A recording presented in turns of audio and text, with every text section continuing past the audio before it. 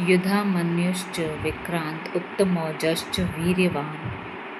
सौभद्रे द्रौपदेयाश्च सर्व एव महारथा।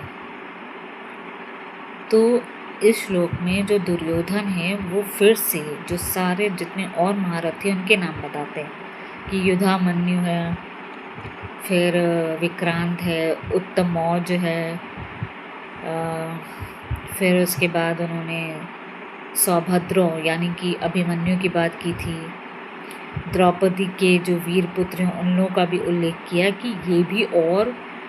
महान योद्धा इस पांडव सेना में हैं।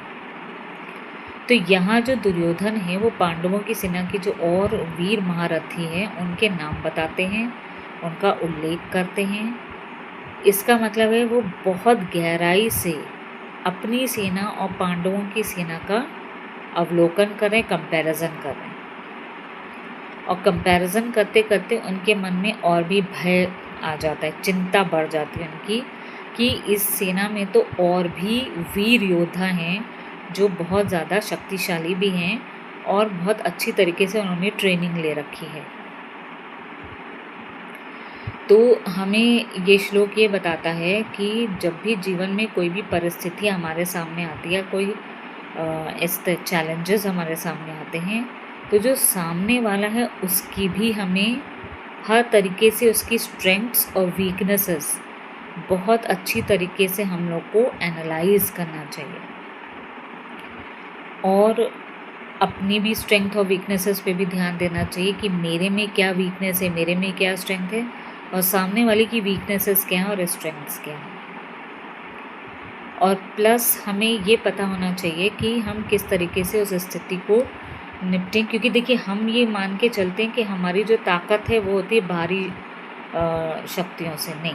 हमारी शक्ति बाहर से चलिए कितने लोग हमें साथ दे रहे हैं ये तो चलिए पता चलता है, लेकिन हमारी शक्ति अंदर से भी स्ट्रांग होनी चाहिए। हमारा आत्मविश्वास, हमारा आत्मबल ये वीक नहीं होना चाहिए। कोई भी सिचुएशन हो, कोई भी चैलेंजेस हो, तो हम अंदर से अपना जो सेल्फ कॉन्फिडेंस है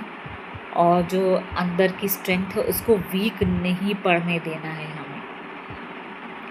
प्लस ये श्लोक हमें ये भी बताता है कि कोई भी चैलेंजेस हों तो हमें उसको हर परिस्थिति से, हर एंगल से उसको एनालाइज करना चाहिए। केवल एक एंगल से उसको देखने से हमें विजय प्राप्त नहीं होगी, तो हर एंगल से उसे एनालाइज करना चाहिए ताकि हम हर प्रकार से अपने आप को तैयार कर लें। तो इस श्लोक से हमें ये भी पता चलता है